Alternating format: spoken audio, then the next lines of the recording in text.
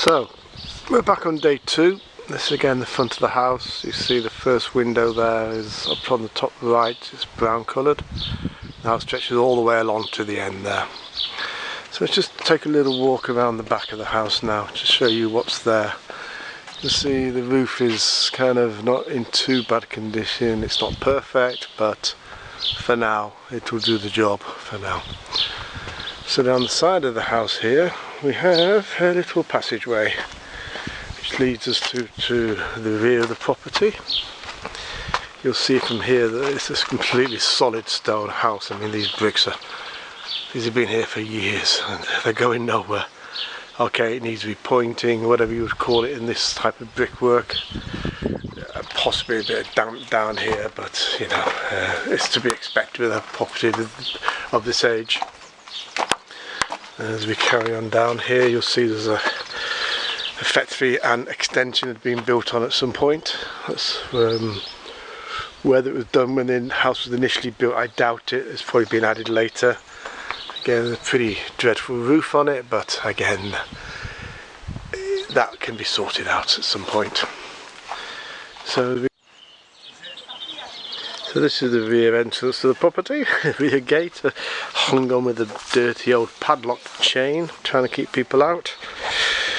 We have the outbuilding. The outbuilding probably will not last that long. It's definitely going to have to come down.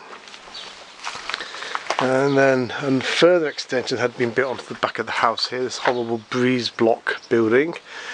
Now we have an issue with this because apparently there is asbestos in this part of the building somewhere.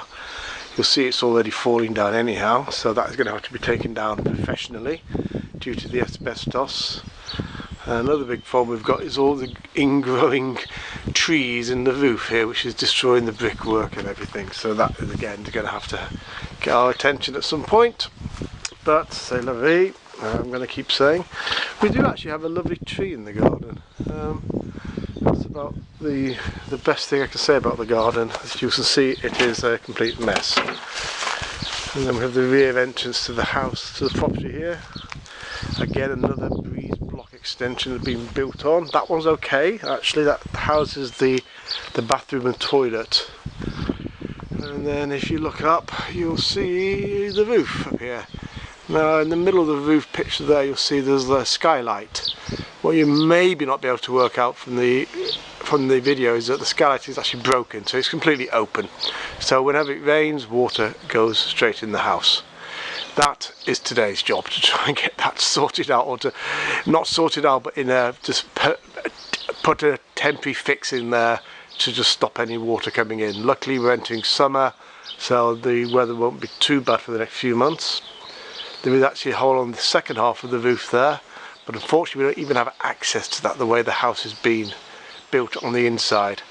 So that also has to be addressed at some point. We were advised by our builder friend that one of the first things we need to do is get rid of this ivy, because it's apparently it will completely destroy the brickwork. It probably has already done that, but however we need to get that removed, so that's one of the first jobs we're going to do. And then we move around here, we come to what is effectively the back door, which I didn't show you it yesterday on the video, but we had to sort of put that back into place. It had been permanently open. It was actually the access into the house without keys. So we've got that back in place, put some locks on the inside. Again, it's only a temporary job. If someone really wanted to get in, I'm sure they would be able to. And then we have the outside bath. And then basically what we actually have here, this is actually the house originally was 2 houses, and this was the rear entrance to the second house, which is kind of like a little workshop area, and with a room above it here. If we just step back a bit again, you'll be able to see what I mean. So the property itself was originally 2 houses. So if we go back to here, if we look up at the roofs, you'll see the level of the roof changes, and basically it was 2 properties, one on the right, one on the left, which have been converted into one very, very badly. It's impossible to explain the interior layout. There are actually 3 staircases in this house. one goes nowhere. It's bizarre, it's hard to explain, and you'll see a video of it at some point, I'm sure. And yeah, just to give you, just to complete the picture of the garden, if you walk around here, we have the main land of the garden. This is our neighbours here, and this is our land here. Now, it looks all nicely ploughed, doesn't it? Well, that's because it is nicely ploughed, because our neighbour on this side here has been using it as a vegetable garden for years. So this is, as I say, the ploughed garden all the way along. It's the first time I've actually walked along here myself, so and see what's at the end of the garden. So it's a bit bumpy here, the picture's jigging around a bit. So our neighbour's garden, funny enough, it's a house that's also for sale. It's been bought by someone we know quite well, so it's kind of handy to have a neighbour that they're actually friends with already. So just looking back on the house, you see there behind the tree, you've got the shed in front with the brown roof, and the double roof behind, which is our house. So continue along the garden, up and down. Sorry, it's a bit, as I say, it's been ploughed, so it's a bit lumpy. So then we get to the end here, and we're going to find out what's at the end of our garden for the first time. I think, oh, the neighbour's got some chickens, very normal for around here, completely normal, running away. So at the end of the garden we have what looks like a field. We're in the middle of town. Let's have a look. Yes, like a slightly ploughed field and like a vegetable patch or something. So yeah, not very interesting, I suppose, but however, that's it. Not sure what that is called, but it looks quite nice at the end of the garden. If it's in our garden, I presume it is. So that's it. Okay, so the hole in the roof. We fixed the hole in the roof. Let's just zoom in a little bit. I don't know how well this will show up on the video, but basically what we've done is, there was an original framework of the Velux window there.